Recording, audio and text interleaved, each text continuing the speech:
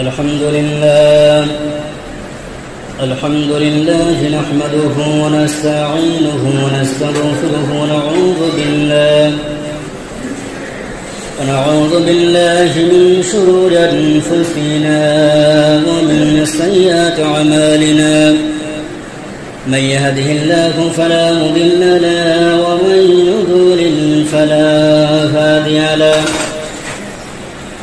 ونشهد أن لا إله إلا الله وحده لا شريك له وأشهد أن سيدنا وحبيبنا مولانا محمدا عبده ورسوله الذي أرسله بالحق بشيرا ونذيرا وداعيا إلى الله بإذنه وسراجا منيرا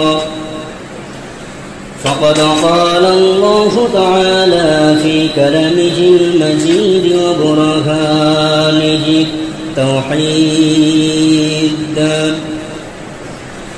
أعوذ بالله من الشيطان الرجيم بسم الله الرحمن الرحيم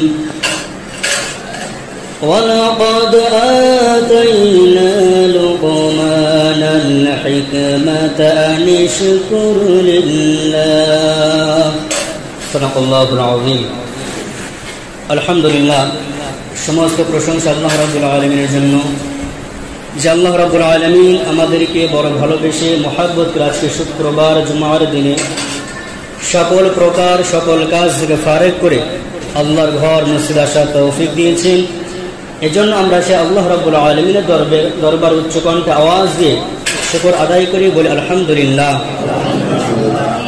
লক্ষ্য করে দরুদ এবং সালাম সেই নবীর উপরে বর্ষিত হোক যে নবী সারাটা জীবন কষ্ট করে গেছেন ইসলামের জন্য, রক্ত ঝরিয়েছেন, কান্না করেছেন, উম্মতের জন্য কান্না করে গেছেন সারাটা জীবন।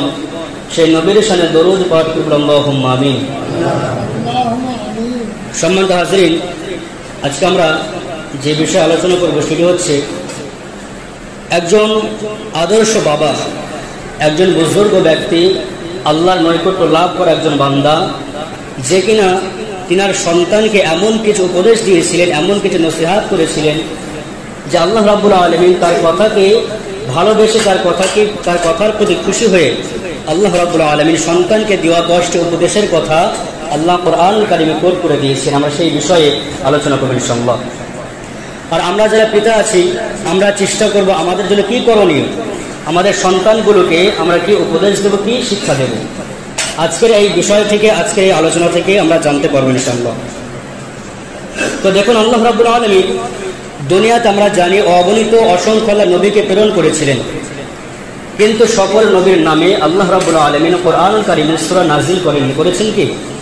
কোরআনুল কারীমে যে আল্লাহ রাব্বুল আলামিন 114টি সূরা নাযিল করেছেন, তার ভিতরে কিন্তু সকল নবীর নামে সূরা আল্লাহ নাযিল করেননি। শুধুমাত্র আল্লাহ রাব্বুল আলামিন 6 জন নবীর নামে সূরা নাযিল করেছেন। কয়জন নামে? 6 জন নবীর নামে আল্লাহ রাব্বুল আলামিন কোরআনুল কারীমে সূরা নাযিল করেছেন। তার মধ্যে 1 নম্বর হচ্ছে হযরত ইউনূস আলাইহিস সালাতু ওয়াস সালামের নামে আল্লাহ রাব্বুল আলামিন কোরআনুল কারীমে সূরা নাযিল করেছেন, যে সূরাটি এসেছে 11 পারায়। 2 নম্বর হচ্ছে হযরত হুদ আলাইহিস সালাতু ওয়াস সালামের নামে আল্লাহ রাব্বুল আলামিন সূরা নাযিল করেছেন, যে সূরাটি এসেছে 11 পারায়, 20 পৃষ্ঠায়, একদম শেষ পৃষ্ঠায়। 3 নম্বর হচ্ছে আল্লাহ রাব্বুল আলামিন ইউসুফ আলাইহিস সালাতু ওয়াস সালামের নামে কোরআনুল কারীমে সূরা নাযিল করেছেন, যে সূরাটি এসেছে 12 পারায়। 4 নম্বর হচ্ছে আল্লাহ রাব্বুল আলামিন হযরত ইব্রাহিম আলাইহিস সালাতু ওয়াস সালামের নামে আল্লাহ সূরা নাযিল করেছেন, যে সূরাটি এসেছে 13 পারায়। 5 নম্বর হচ্ছে আল্লাহ রাব্বুল আলামিন আমাদের নবীর নামে সূরা নাযিল করেছেন, সূরাতুল মুহাম্মদ, যে সূরাটি এসেছে 26 পারায়। 6 নম্বর হচ্ছে আল্লাহ রাব্বুল আলামিন হযরত নূহ আলাইহিস সালাতু ওয়াস সালামের নামে আল্লাহ সূরা নাযিল করেছেন, যে সূরাটি এসেছে 29 পারায়। এই 6 জন নবীর নামে আল্লাহ রাব্বুল আলামিন কোরআনুল কারীমে সূরা নাযিল করেছেন। এরপর আল্লাহ রাব্বুল আলামিন আরো 2 জন ব্যক্তির নামে সূরা নাযিল করেছেন, যারা কিনা নবীও ছিল না, রাসূলও ছিলেন না।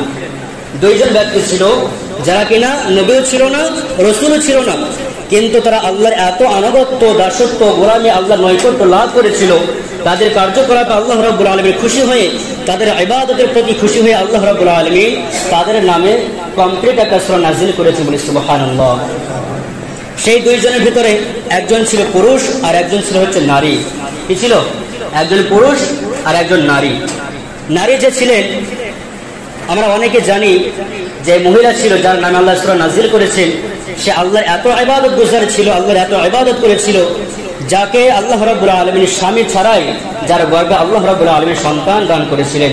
বলেন তো ওই মহিলার, ওই নারীর নাম কি? আমরা অনেকে জানি, তাই না? কি নাম? হযরতে মারিয়াম আলাইহিস সালাম, যার স্বামী ছিল না, স্বামী ছাড়াই বিনা বাবাই আল্লাহ রাব্বুল আলামিন হযরত ঈসা আলাইহিস সালামকে তার মায়ের গর্ভে আল্লাহ দিয়েছিলেন। সূরাতুল মারিয়াম এই সূরা কত নম্বর পারে এসেছে? 16 পারায়। তাহলে একজন মহিলা যে কিনা নবী ছিল না, আল্লাহর একজন প্রিয় বান্দী ছিল, আল্লাহর নৈকট্য লাভ করার কারণে তার ইবাদতের প্রতি আল্লাহ খুশি হয়ে তার নামে আল্লাহ একটা সূরা নাযিল করেছেন। আর একজন পুরুষ ব্যক্তি ছিলেন যার নাম ছিল হযরত লুকমান হাকিম, যে কিনা আল্লাহর এত ইবাদত গুজার ছিল, যারা ইবাদত আল্লাহ খুশি হয়ে তার নামে আল্লাহ কুরআনুল কারীমে একটা সূরা নাযিল করেছেন, যে সূরাটা এসেছে 21 পারায়।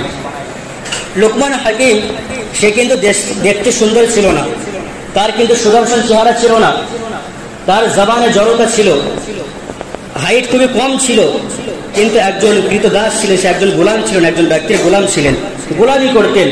তারপরও আল্লাহর এত ইবাদত করেছিলেন, এত আল্লাহর নৈকট্য লাভ করেছিলেন, এত ইবাদত গুজার ছিলেন, আল্লাহ তার প্রতি খুশি হয়ে আল্লাহ রাব্বুল আলামিন ওই ব্যক্তির নামে সূরা নাযিল করলেন।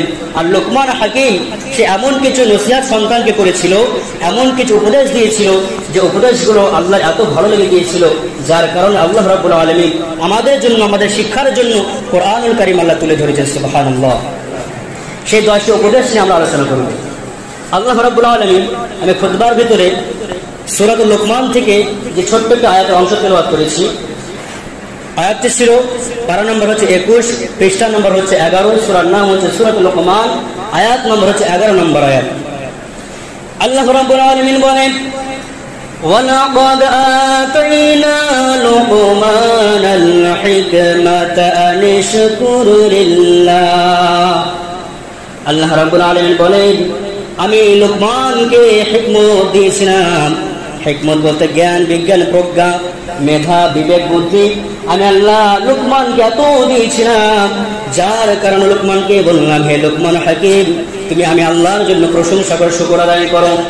আমি লুকমানকে জ্ঞান, বিজ্ঞান, প্রজ্ঞা দিয়েছিলাম, হিকমত দিয়েছিলাম, সে এত ইবাদত গুজার ছিল, আমি আল্লাহ তার প্রতি খুশি হয়ে তাকে হিকমত নামের একটি বড় সম্পদ তাকে দান করেছিলাম।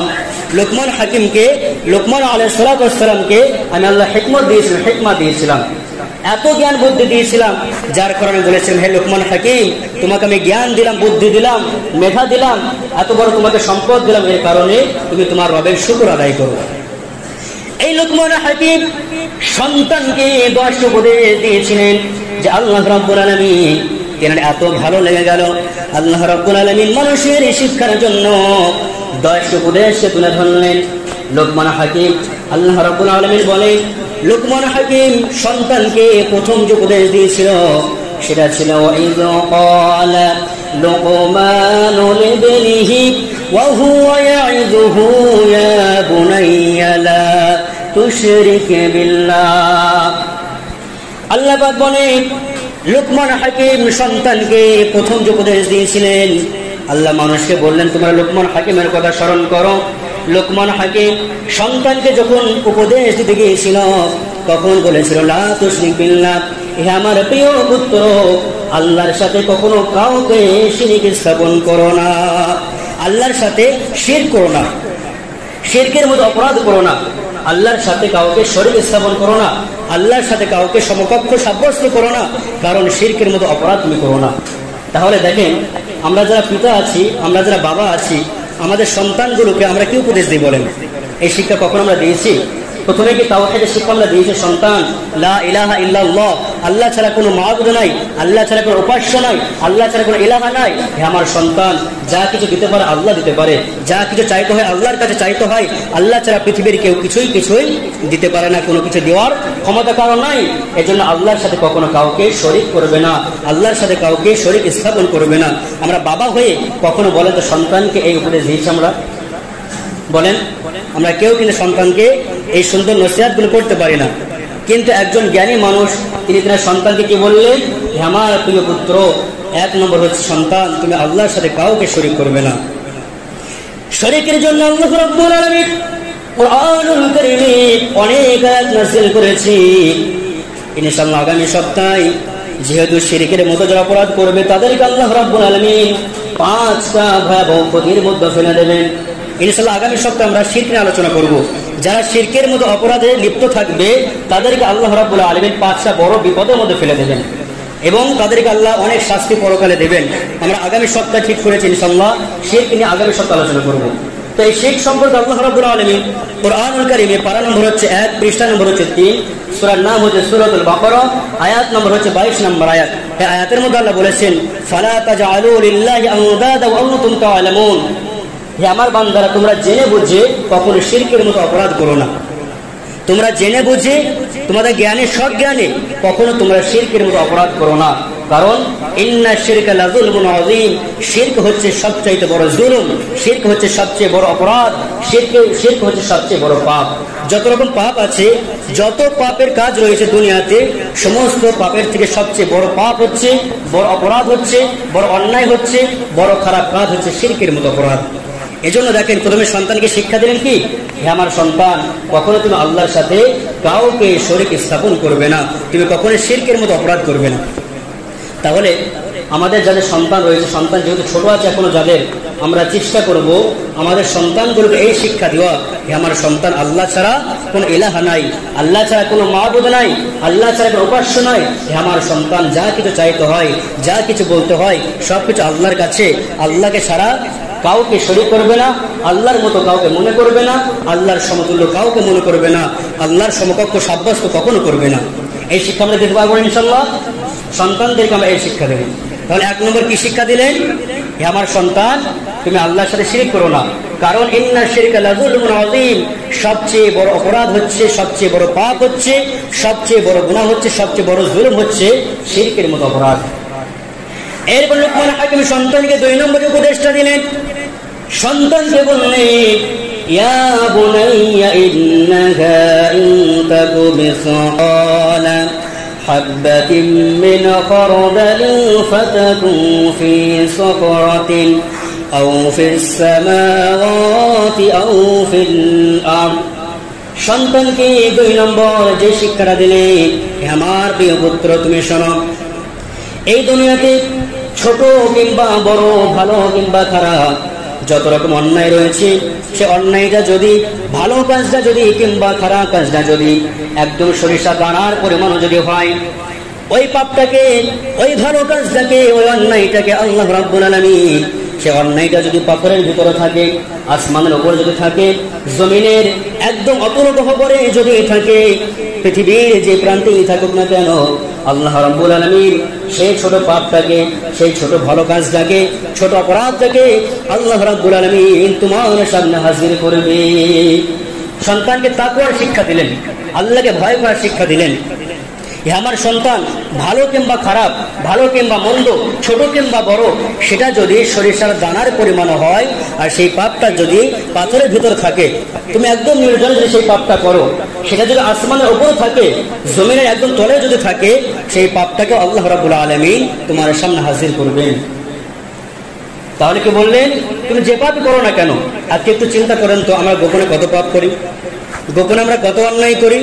আমরা মনে করি হয়তো আমি অন্যায় করতেছি, পাপের কাজ করতেছি, পৃথিবীর কেউ দেখতেছে না, পৃথিবীর কেউ দেখে না, আমি দরজা বন্ধ করে দিয়ে নির্জনে একদম নিরালায় কেউ অন্যায় করতেছি, পৃথিবীর কেউ না দেখুক। আমাকে আপনাকে যিনি সৃষ্টি করেছেন, আসমানের জমিন যিনি সৃষ্টি করেছেন, সে আল্লাহকে দেখেন না? বলেন, আল্লাহকে আমরা ফাঁকি দিতে পারবো? ইন্নাল্লাহা লাতীফুন খাবীর, আল্লাহ হচ্ছে সূক্ষ্মদর্শী, আল্লাহ সবকিছু জ্ঞান রাখেন। এই জন্য ইনশাআল্লাহ আমরা চেষ্টা করব যে যতটুকু পারা যায় অন্যায় থেকে পিছিয়ে থাকা। আপনি যে অপরাধী করেন না কেন, সেই পাপটা যদি একটা সরিষার দানা পরিমাণ যদি হয়, সেই পাপটাকে আল্লাহ রাব্বুল আলামিন কিয়ামতের ময়দানে আপনার সামনে হাজির করবেন।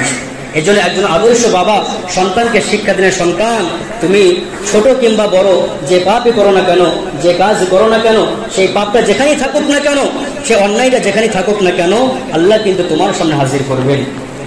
সন্তানকে 2 নম্বর উপদেশ দিলেন। এরপর আল্লাহ রাব্বুল আলামিন বললেন, লুকমান হাকিম সন্তানকে 3 নম্বর যে উপদেশ দিয়েছিলেন, সে উপদেশটা ছিল সন্তানকে তিনি বলেছিলেন, ইয়া বুনাইয়া আকিমিস সালাতা ওয়া'মুর বিল মা'রুফ ওয়া নাহা আনিল মুনকার। সন্তানকে বলেছিলেন, ইয়া বুনাইয়া আকিমিস সালাত, হে আমার প্রিয় পুত্র, হে আমার সন্তান, সালাত কায়েম করবে, নামাজ কায়েম করবে।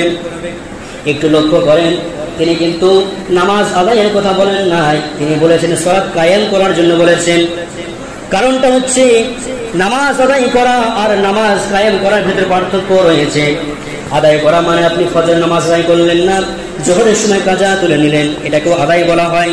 আর কায়েম ওটাকেই বলা হয় ফজরের সময় ফজর নামাজ আদায় করবে, জোহরের সময় জোহর আদায় করবে, আসরের সময় আসর পড়বে, মাগরিবের সময় মাগরিব পড়বে, ইশার সময় ইশার নামাজ আদায় করবে। এইটাকে বলা হয় সালাত কায়েম করা। সন্তানকে বললেন, সন্তান আমার, তুমি সালাত কায়েম করবে, ওয়াক্ত যখন চলে আসবে সেই সময় নামাজকে প্রাধান্য দিয়ে নামাজকে কায়েম করে নেবে। সন্তানকে নামাজের শিক্ষা দিলেন, হে আমার সন্তান, তুমি সালাত কায়েম করবে। আজকে দেখেন এই নামাজ সম্পর্কে আমরা একদম পিছিয়ে রয়েছি, আমাদের সন্তানগুলোকে নামাজের আদেশ করতে পারি না, নামাজের তালিম দিতে পারি না। আবার দেখবেন কোনো মুসল্লি যদি, কোনো মানুষ যদি তার ছোট্ট বাচ্চাকে মসজিদে নিয়ে আসে, অনেক মুসল্লি বিরক্ত বোধ হয় না? বলেন যে এখন নিয়ে আসবে কেন? এই কথাগুলো কেন আসে? আমাদের ইসলাম সম্পর্কে জ্ঞান না থাকার কারণে। আল্লাহ রসুল বলেন, সন্তানের যখন 7 বছর বয়স হয়ে যাবে, সন্তানকে নামাজের তালিম দাও, নামাজের শিক্ষা দাও, নামাজের জন্য সন্তানকে আদেশ করো। সন্তানের যখন 10 বছর বয়স হয়ে যাবে, সন্তানের বয়স যখন 10 বছরে পৌঁছে যাবে, সন্তানকে প্রহার করো নামাজের জন্য, মৃদু আঘাত করো সন্তানকে। কারণ সন্তান এখন তোমার আয়ত্তের মধ্যে রয়েছে, সন্তান এখন কাদা মাটির মতো।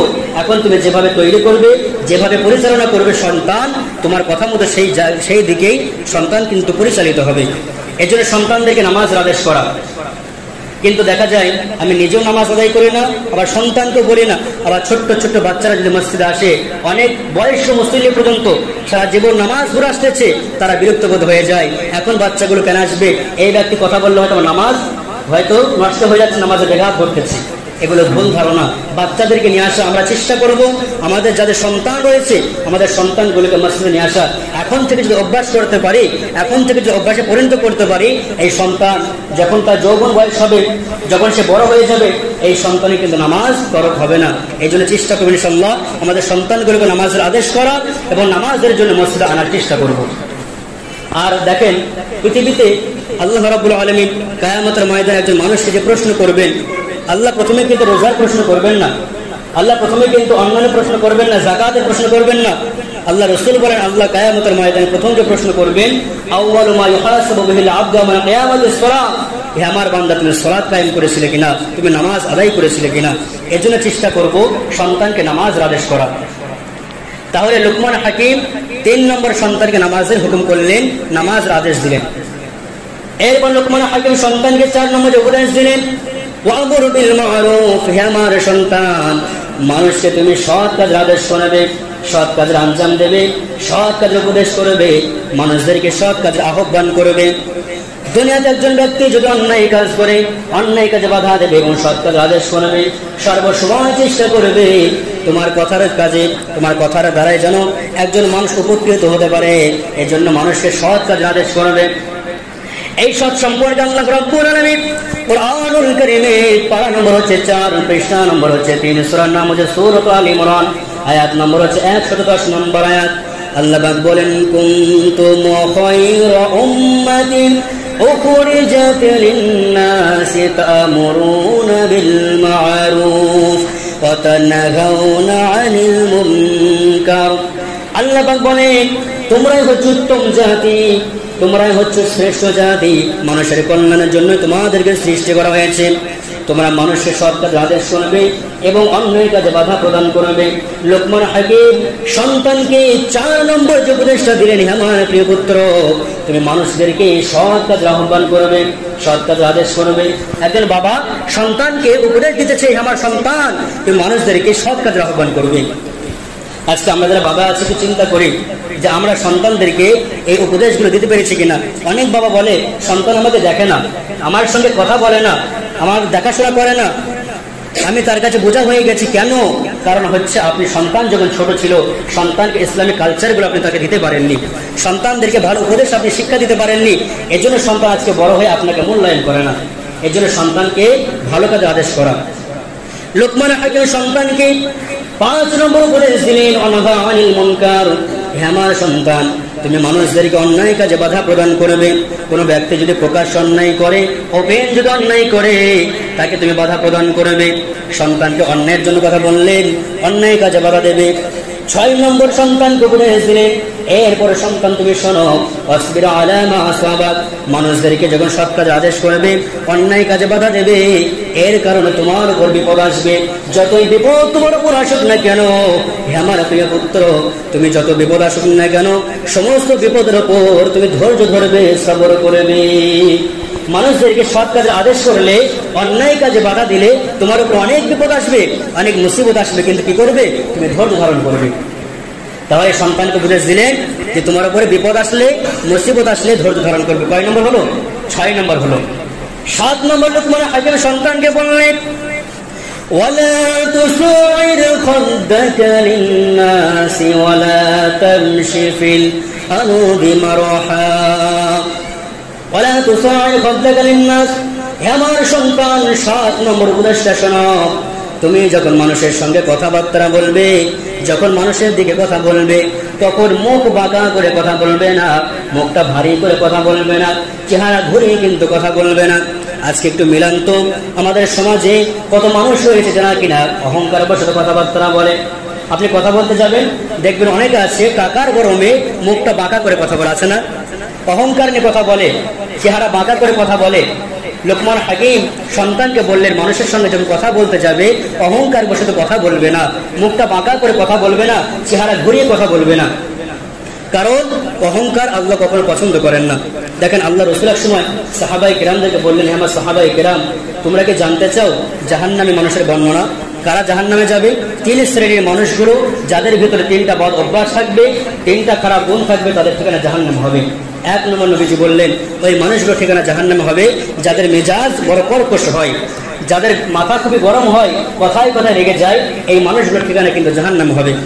2 নম্বর হচ্ছে যাদের অন্তর অনেক শক্ত, যতই কোরআন হাদিসের কথা বলা হোক না কেন, যতই ভালো নসিহত করা হোক না কেন, যাদের দিলটা নরম হয় না, মোনাজাত করা হয়, যতই কান্না করে দোয়া করা হয়, যাদের অন্তরটা কাঁদে না, চোখ দিয়ে পানি বাইর হয় না, জান্নাত জাহান্নামের বর্ণনা শুনে নিজের কৃতকর্মগুলো স্মরণ করে আল্লাহর কাছে দোয়া করার সময় যাদের অন্তর কাঁদে না, দিলটা নরম হয় না, এদের ঠিকানাও জাহান্নাম হবে। 3 নম্বর হচ্ছে যাদের ভিতরে অহংকার থাকবে, এদের ঠিকানা কোথায় হবে? জাহান্নাম হবে। কারণ আল্লাহ রাব্বুল আলামিন বললেন, ওয়ালা তুসাইর খাদ্দাকা লিন-নাস। লোকমান হাকিম সন্তানকে বলেন, হে আমার সন্তান, মানুষের সঙ্গে যখন কথাবার্তা বলবে তখন মুখ বাঁকা করে কথা বলবে না। ওয়ালা তুসাইর খাদ্দাকা লিন-নাস ওয়ালা তামশি ফিল আরদি মারহা। 8 নম্বর হচ্ছে আমার সন্তান, যখন তুমি জমিন দিয়ে চলাফেরা করবে তখন তুমি দম্ভ করে চলাফেরা করবে না, অহংকার নিয়ে চলাফেরা করবে না। অনেক মানুষ আছে দেখবেন আল্লাহর জমিন দিয়ে চলাফেরা করে, নিজেকে অনেক বড় মনে করে, অনেক বড় মনে করে চলাফেরা করে, আছে না? বলেন তো, আছে না? এই জন্য বলেন, আমার সন্তান জমিন দিয়ে যখন চলাফেরা করবে অহংকার নিয়ে চলাফেরা করবে না, কারণ তুমি কিছুই না। টাইম তো অল্প, টাইম প্রায় হয়ে গেছে, নাহলে দৃষ্টান্ত অনেক আছে। অহংকার করার পরিণাম কি আছে? তো বললেন যখন জমিন দিয়ে চলাফেরা করবে তখন তুমি দম্ভ করে চলাফেরা করবে না। ওয়ালা তুসাইর খাদ্দাকা লিন-নাস ওয়ালা তামশি ফিল আরদি মারহা ইন্নাল্লাহা লা ইউহিব্বু কুল্লা মুখতালিন ফাকুর। কারণ হচ্ছে আল্লাহ দাম্ভিক ব্যক্তিকে, দাম্ভিকতা যে ব্যক্তি প্রকাশ করে চলাফেরা করে, অহংকারী ব্যক্তিকে আল্লাহ কখনো পছন্দ করেন না। একমাত্র অহংকার ওই ব্যক্তিকে মানায়, আল্লাহকে মানায় যে আল্লাহ আমাকে আপনাকে সৃষ্টি করেছেন, যে আল্লাহ তামাম পৃথিবী সৃষ্টি করেছেন, আল্লাহকে ছাড়া কোনো মানুষকে অহংকার করা মানায় না। আর আল্লাহ রাসূল বলেন যার ভিতরে সরিষার দানা পরিমাণ অহংকার থাকবে তাকে আল্লাহ জান্নাত দান করবে না। তাহলে 8 নম্বর, একজন বাবা সন্তানকে যে উপদেশ দিলেন, হে আমার সন্তান, তুমি যখন জমিন দিয়ে চলাফেরা করবে দম্ভ করে চলাফেরা করবে না। আল্লাহ রাব্বুল আলামিন বললেন লুকমান হাকিম সন্তানকে 9 নম্বর যে উপদেশটা দিলেন, আল্লাহ রাব্বুল আলামিন বললেন ওয়াকসিদ ফি মাশইকা ওয়াগযুদ মিন সাওতিক। ওয়াকসিদ ফি মাশইক, হে আমার সন্তান, তুমি যখন জমিন দিয়ে চলাফেরা করবে মধ্যম পন্থা অবলম্বন করবে, ভারসাম্য বজায় রেখে চলাফেরা করবে, অহংকার নিয়ে চলাফেরা করবে না। মধ্যম পন্থা বলতে কেমন?